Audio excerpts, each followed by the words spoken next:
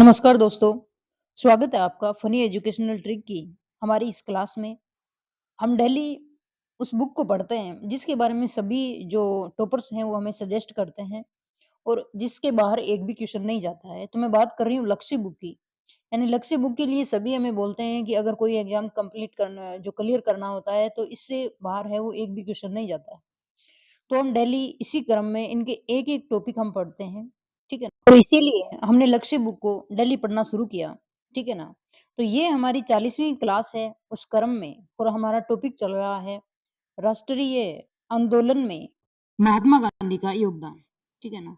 महात्मा गांधी के 2 पार्ट के वीडियो हमने बना लिए थे। आज हम तीसरे की बात करते हैं, जिसमें हम पढ़ेंगे दांडी मार्च, सविनय अवज्ञा आंदोलन और यहाँ पे 1931 का गांधी-इरविन समझौता और यहाँ पे ये 1931 में ही द्वितीय गोलमेज सम्मेलन और फिर 1932 का गांधी अम्बेडकर के बीच पूना पैक्ट और गांधी जी का यरवदा जेल में जाना और यहाँ पे भारत छोड़ो आंदोलन में गांधी जी का संबोधन और यहाँ पे आगा खां जेल में कस्तूरबा गांधी जी की मृत्यु हो जाती है।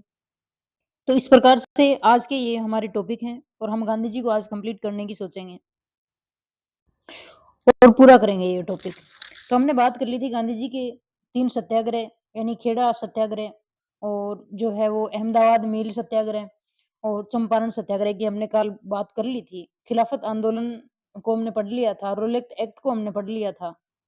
हमने पढ़ा था कि 1915 में गांधी जी अफ्रीका के आने के बाद में चंपारण आंदोलन 1917 में करते हैं, 1918 में अहमदाबाद और खेड़ा सत्याग्रह करते हैं और बाद में 1919 का रोलेक्ट एक्ट आता है और उसके विरुद्ध गांधी जी है वो हड़ताल शब्द का यूज कर सबसे पहले हड़ताल की अनाउंसमेंट करते हैं और उस हड़ताल का जब पंजाब में विरोध हो रहा था तो सत्यपाल किचलू और सैफुद्दीन को गिरफ्तार कर लिया जाता है और 13 अप्रैल 1919 को यानी एक सभा पे जब लाला हंसराज नामक आदमी भाषण दे रहा था उस समय जनरल डायर है वो गोलीबारी करता है और ये हमारा जलियांवाला बाग हत्याकांड कहलाता है।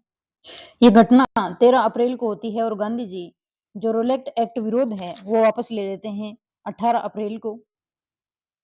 फिर रोलेक्ट एक्ट के बाद में असहयोग आंदोलन शुरू किया जाता है गांधी जी के द्वारा और असहयोग आंदोलन के दौरान 5 फरवरी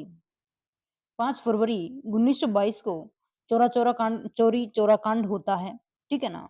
और उसको मद्देनजर रखते हुए कि जनता है वो अहिंसा पे तुल गई है हिंसा पे तुल गई है तो गांधी जी ने 12 फरवरी 1922 को असहयोग आंदोलन भी वापस ले लिया था।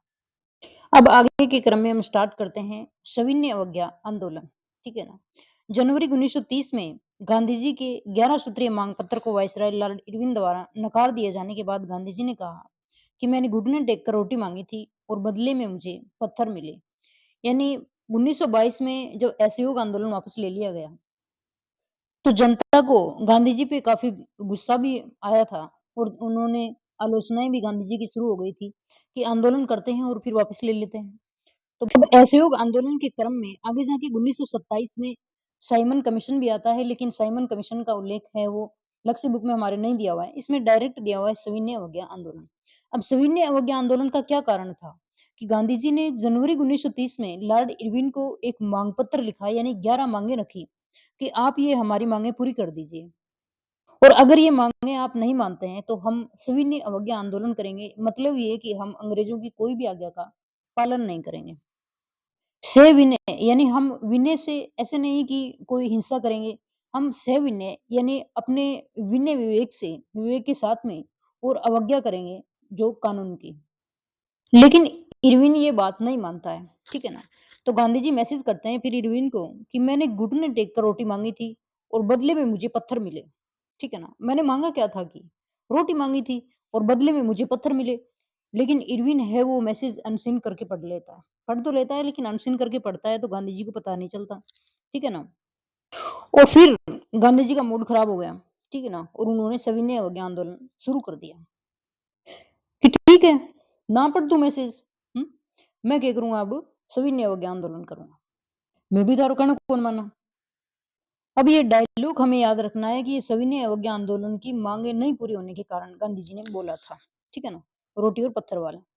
अब बात आती है कि इसके बाद गांधी जी ने सविनय अवज्ञा आंदोलन प्रारंभ करने का निर्णय किया। सविनय अवज्ञा आंदोलन का कार्यक्रम क्या था कि एक नंबर पे बात तो थी कि नमक कानून तोड़ेंगे, ठीक है ना? दूसरा स्कूलों का परित्याग करेंगे, सरकारी नौकरियों से इस्तीफा लेंगे और विदेशी कपड़ों की होली जलाएँगे और स्त्रियों का शराब की दुकानों के आगे धरना देना था। अब गांधी जी एक नंबर पे काम करते हैं जो नमक कानून तोड़ते हैं, ठीक है ना? क्योंकि उस टाइम नमक पे टैक्स लगता था और ब्रिटिश सरकार के बिना अनुमति के कोई भी नमक नहीं बना सकता था, ठीक है ना? और जो नमक बनाया जाता था, उसके ऊपर भारी भरकम कर लिया जाता था, यानी बहुत ज़्यादा एवज़ में वो है नमक बेचा जाता था, किसानों को या फिर जो अन्य जनता है उसको, ठीक है ना? तो गांधी जी ने सबसे पहले यही तोड़ने की सोची। अब गांधी जी गुस्से में चलते हैं साबरमती आश्रम से। कब चलते हैं? 12 मार्च 1930 को। यानी 12 मार्च 1930 को गांधी जी साबरमती आश्रम से नहा धो के चल लिए। तो आश्रम वालों ने देखा कि गांधी जी कहाँ जा रहे हैं, है ना? बिना बताए कुछ कहाँ जा रहे हैं। वो भी पीछे-पीछे हो गए। ऐसे करके 78 अनुयायी हैं वो गांधी जी के साथ में शुरुआत में हो गए थे, ठीक है ना? तो गांधी जी के साथ में 78 लोग हैं वो चले गए। अब चलते गए 200 किलोमीटर पूरे हो गए, पर गांधी जी किसी को नहीं बताए कि क्या करना है। इस प्रकार से ये गांधी जी चले जा रहे हैं, बस किसी को कुछ कहना नहीं, किसी से कुछ पूछना नहीं, ठीक है ना? और इनको देख के लोग भी और भी पीछे हो गए। ऐसे करते-करते 50,000 की संख्या तक लोग हैं वो गांधी जी के साथ में हो गए थे, ठीक है ना? इतने लोग हो गए थे सफेद कपड़े पहने हुए कि ऐसे लग रहा था मानो सफेद नदी जा रही हो। और इन्होंने 24 दिन में यानी 24 दिन में 200 किलोमीटर की यात्रा पूरी की, ठीक है ना? और ये आके कहाँ पे रुके? अरब सागर के तट पे। तो लोगों ने बोला गांधी जी रुक जाओ अब तो, आगे अरब सागर आ गया, है ना? आगे क्या आ गया? अरब सागर आ गया। तो गांधी जी रुके गुजरात के तट पे नौसारी में, यानी दांडी में और ये यहाँ पे पहुँचे 5 अप्रैल को, सॉरी 6 अप्रैल को। तो ये यात्रा होती है गांधी जी की 12 मार्च से कब तक? 6 अप्रैल तक। यानी 24 दिन की इस यात्रा में गांधी जी दांडी पहुँच जाते हैं साबरमती आश्रम से। तो यहाँ पे ये हम मैप से देखें कि गुजरात में साबरमती आश्रम यहाँ से 12 मार्च यहाँ तक गांधी जी अरब सागर तट पे आते हैं और यहाँ आप आके क्या करते हैं तो वो देखें हम। तो ये हम तस्वीर में देख पा रहे हैं, बस यही करते हैं यहाँ आके, ठीक है ना? यानी 24 किलोमीटर 24 दिन चले, 200 किलोमीटर की यात्रा की, इतने लोगों के साथ में और आके क्या किया? मुट्ठी में नमक उठाया और उसको नीचे गिरा दिया, धूल में, वो हवा में उड़ा दिया और फिर इन्होंने एक हांडी ली और उसमें है वो नमक बनाना शुरू कर दिया और बोले कि बस यही करने आए थे, कर दिया। यानी नमक का हमने उल्लंघन कर दिया। जो अंग्रेज हमें नमक बनाने के लिए नहीं बोल रहे थे, हमारे ऊपर कानून बना रहे थे, तो हमने वो उनकी बिना माने यानी अवज्ञा करके, ठीक है? और हमारा नमक बनाना शुरू कर दिया। अब 6 अप्रैल 1930 को गांधी जी ने क्या कर दिया? नमक कानून तोड़ दिया। अभी ऐसे करते-करते ये 1930 में आंदोलन देशव्यापी हो गया। यानी अंग्रेज देख रहे हैं कि कोई कहना ही नहीं मार रहा है। सभी अवज्ञा कर रहे हैं आज्ञा का, ठीक है ना? तो इरविन की नाक में दम हो गया। उसने सोचा कि काश मैं गांधी जी की वो 11 मांगे मान लेता, ठीक है ना? अगर इतनी नहीं मानता तो थोड़ी बहुत मान लेता, कम से कम मैसेज पढ़ लेता उसका, तो गांधी जी का दिमाग इतना खराब नहीं होता। अब इरविन जी लाइन पे आते हैं और लाइन पे आने का एक कारण और भी होता है क्योंकि उस टाइम गोलमेज सम्मेलन चल रहे थे। तो प्रथम गोलमेज सम्मेलन जो होता है वो 12 नवंबर 1930 से 13 जनवरी 1930 के बीच में होता है, 31 के बीच में होता है। यानी गोलमेज सम्मेलन जो प्रथम होता है वो 13 जनवरी 1931 को समाप्त होता है। यानी जनवरी 1931 में प्रथम गोलमेज सम्मेलन होता है जिसमें कांग्रेसी भाग नहीं लेते और कांग्रेस का भाग लेना अनिवार्य था क्योंकि उस टाइम गांधी गोविंद ने सोचा कि कैसे भी करके गांधी जी को जो प्रथम गोलमेज सम्मेलन तो हो गया, चलो हो गया तो हो गया। उस टाइम तो वो नमक तोड़ने में बिजी थे, ठीक है ना? लेकिन अभी तो हम दूसरे गोलमेज सम्मेलन जो है उसमें तो गांधी जी को कैसे भी करके ये इन प्रकार ने बुलाया जाए, यानी मनाया जाए कैसे भी करके गांधी जी को और इस आंदोलन के लिए भी मनाया जाए कि भाई थोड़ी बहुत बात तो मानो आप हमारी, इतनी अवज्ञा तो मत करो कम से कम, ठीक है ना? तो उसके लिए इरविन जी आते हैं 5 मार्च 1931 को, ठीक है ना? 5 मार्च 1931 को इरविन है, वो तेज बहादुर सप्रू और जयंकर को भेजते हैं कि आप जाइए गांधी जी के पास बात कर लीजिए, ठीक है ना? थोड़ा बहुत कहना हमारा माने, हम यहाँ पे सरकार चला रहे हैं तो थोड़ी बहुत इज्जत तो करें हमारी, ठीक है ना? तो तेज बहादुर सप्रू और जेंकर के प्रयासों से गांधी इरविन समझौता होता है। ये हम देख पा रहे हैं, ये इरविन है, ये हमारे गांधी जी हैं ही। बात आती है 5 मार्च 1931 को, यानी दांडी मार्च कब शुरू किया था? 12 मार्च 1930 को, ठीक है ना? और इरविन समझौता करने के लिए कब आता है? 5 मार्च को, यानी 1 साल में ही इरविन के पसीने आ जाते हैं। 1 साल में इरविन क्या हो जाता है? पैक्ट करने के लिए राज़ी हो जाता है और 5 मार्च को गांधी जी और इरविन के बीच में समझौता होता है।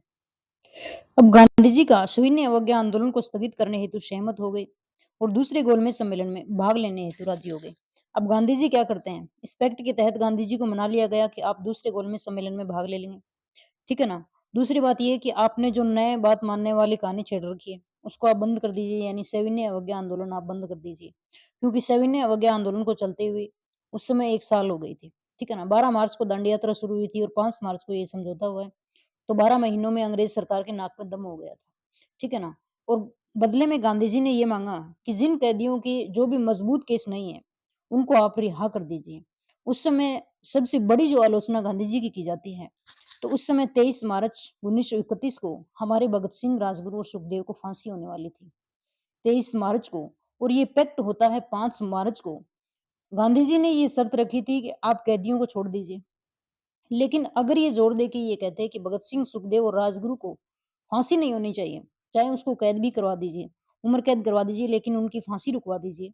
लेकिन ऐसा गांधी जी ने कुछ भी नहीं किया और इसी कारण गांधी जी का कराची अधिवेशन में जनता के द्वारा बहुत ज्यादा विरोध किया जाता है।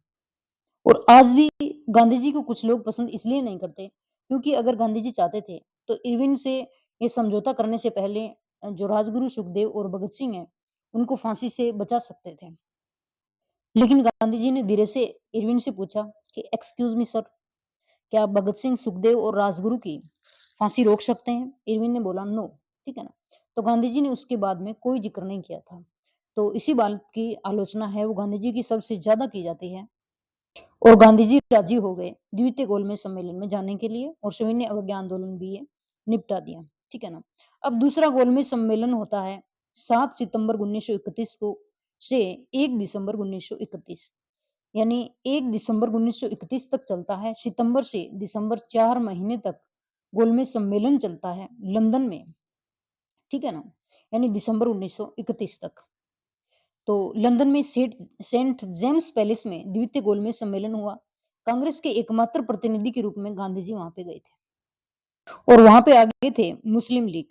मुस्लिम लीग के अड़ियल रवैये के कारण ये सम्मेलन असफल हुआ, यानी ये सम्मेलन जो है वो सफल नहीं हुआ था क्योंकि वहां पे जो हमारे भीमराव अंबेडकर साहब भी थे वो वहां पे सांप्रदायिकता और आरक्षण के मुद्दों पे चर्चा कर रहे थे। तो वहां पे गांधी जी और अंबेडकर जी के बीच में कुछ मतभेद भी हुए थे, ठीक है ना? और इस प्रकार से गांधी जी को कुछ भी हाथ नहीं लगा था।